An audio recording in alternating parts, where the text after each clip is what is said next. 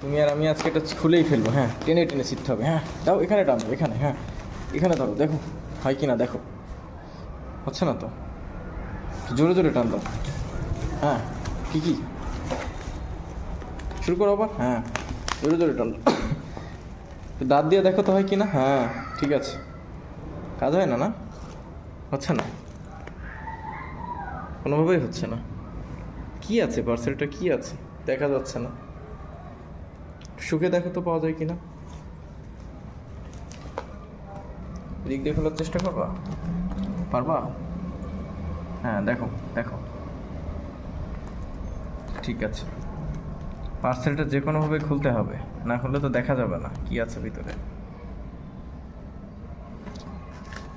কি আছে, কি